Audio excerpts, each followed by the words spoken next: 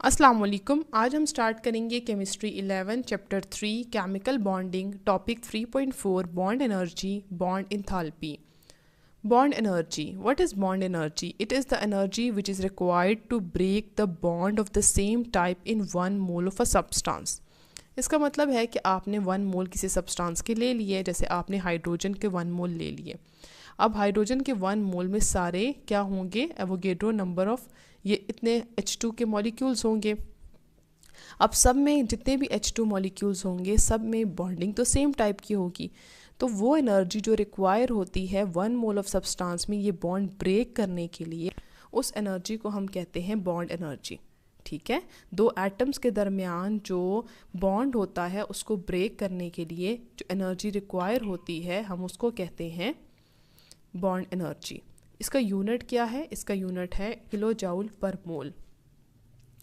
अब नेक्स्ट हमने ये पढ़ना है कि बॉन्ड एनर्जी किस किस चीज़ पे डिपेंड करती है।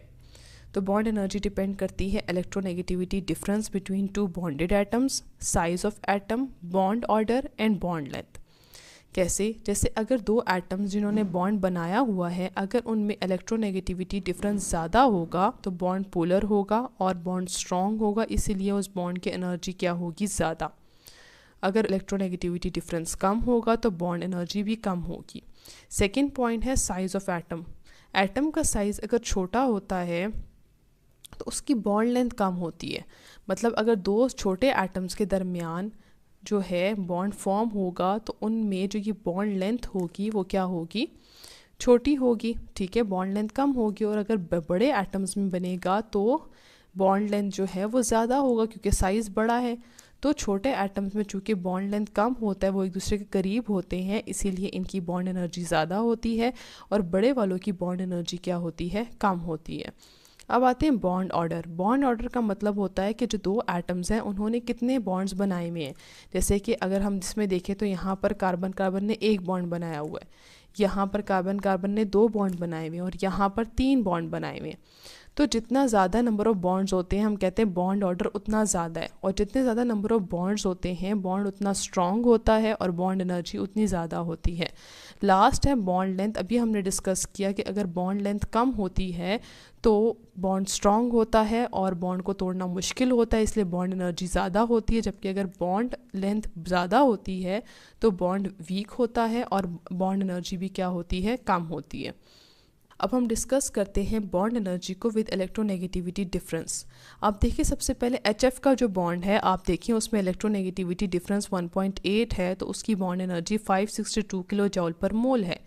जबकि इन case of HCl electronegativity difference 0.9 है, मतलब रिड्यूस हो चुका है, इसलिए बॉन्ड एनर्जी भी 431 पे आ गई है। फिर अगर हम HBr को देखें तो उसमें इलेक्ट्रोनेगेटिविटी डिफरेंस और कम हो चुका है 0.7 और बॉन्ड एनर्जी 366 है।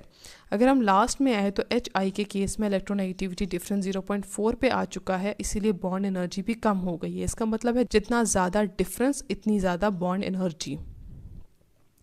अब आप इस ग्राफ से देख सकते हैं कि डाउन द ग्रुप क्या होता है। डाउन द ग्रुप जो है इलेक्ट्रोनेगेटिविटी डिफरेंस कम होता है, जिसकी वजह से बॉन्ड एनर्जी भी कम हो रही है from fluorine to iodine. Next हम डिस्कस करते हैं bond length. Bond length is the distance between the nuclei of 2 covalently bonded atoms. मतलब दो एटम्स ने कोवलेंट बॉन्ड की फॉर्मेशन की हुई है। जैसे हमने अभी हाइड्रोजन को डिस्कस किया था, ये एक हाइड्रोजन है और ये दूसरा हाइड्रोजन जिन्होंने आपस में कोवलेंट बॉन्ड फॉर्म किया हुआ है। तो what is bond length in इसके न्यूक्लियस से, मतलब एक हाइड्रोजन एटम के से लेकर दूसरे हाइड्रोजन एटम के जो न्यूक्लियस तक का जो डिस्टेंस होता है उसको हम कहते हैं बॉन्ड लेंथ। नेक्स्ट है इसकी यूनिट्स। अगर हम यूनिट देखें तो इसको हम एंगस्ट्रॉम में भी मेजर कर सकते हैं और पिकोमीटर्स में। पिकोमीटर क्या होता है? 10⁻⁻12 मीटर्स को हम पिकोमीटर कहते हैं। नेक्स्ट आते हैं बॉन्ड लेंथ किस किस चीज़ पे डिपेंड करता है। तो बॉन्ड लेंथ डिपेंड करता है जो एटम्स जिन्होंने बॉन्ड बनाया हुआ है उसके साइज़ पे डिपेंड करता है। मतलब एटम्स जिनका साइज़ छोटा होता है उनकी बॉन्ड लेंथ क्या होगी? कम होगी, और वो एटम जिनका साइज़ ज़्यादा होता है उनकी बॉन्ड लेंथ क्या होगी? वो ज़्यादा होगी। इसका मतलब ये है कि अगर बॉन्ड लेंथ कम होगी तो बॉन्ड एनर्जी क्या होगी, ज़्यादा, और अगर बॉन्ड लेंथ ज़्यादा होगी तो बॉन्ड एनर्जी होगी कम। इसका मतलब शॉर्टर एटम्स जिनका साइज़ छोटा होता है उनकी बॉन्ड एनर्जी ज़्यादा होती है, और जिनका साइज़ बड़ा होता है उनकी बॉन्ड एनर्जी जो है वो कम होती है। अब हम बात करते हैं बॉन्ड एनर्जी और लेंथ को रिलेट करते हैं। आप नोट करें यहाँ पर एच के बीच में जो बॉन्ड है और यहाँ पर HBr के दरमियान बॉन्ड है। एनर्जी देखें तो एच की एनर्जी जो है यानी कि H2 की एनर्जी जो है वो 436 है, जबकि HBr बॉन्ड की एनर्जी 366 है। अब रीज़न ये है कि जो हाइड्रोजन एटम्स हैं इन दोनों का साइज़ छोटा होता है।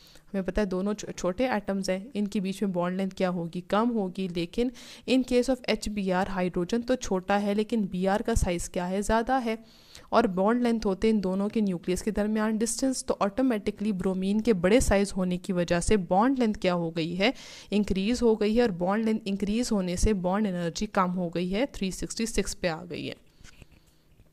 नेक्स्ट हम देख सकते हैं बॉन्ड एनर्जी जो है बॉन्ड लेंथ के साथ रिलेट कर सकते हैं। आप नोट करें FF जो है फ्लोरीन के केस में बॉन्ड एनर्जी 158 है और बॉन्ड लेंथ 149 है। अगर हम आगे देखें इन केस ऑफ क्लोरीन, यहाँ पर जो है बॉन्ड लेंथ 199 है और बॉन्ड एनर्जी 242 है।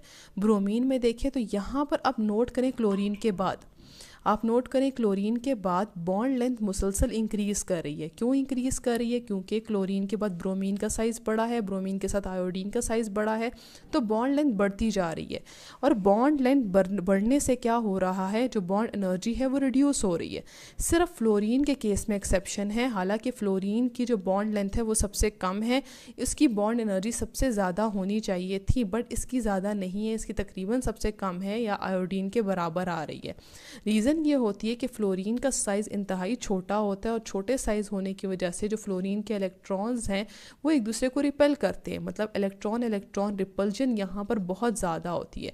उस रिपल्जन की वजह से क्या होता है, ये दोनों एटम्स एक दूसरे से दूर जाने की ऑलरेडी कोशिश कर रहे होते हैं, तो जैसे ही इनको थोड़ी सी एनर्जी प्रोवाइड की जाती है तो ये ब्रेक हो जाते हैं। मतलब फ्लोरीन के केस में सिर्फ एक्सेप्शन है कि ड्यू टू स्मॉलर साइज इनमें इलेक्ट्रॉन रिपल्जन होती है, और इस रिपल्जन की वजह से ये ईजिली ब्रेक कर जाते हैं।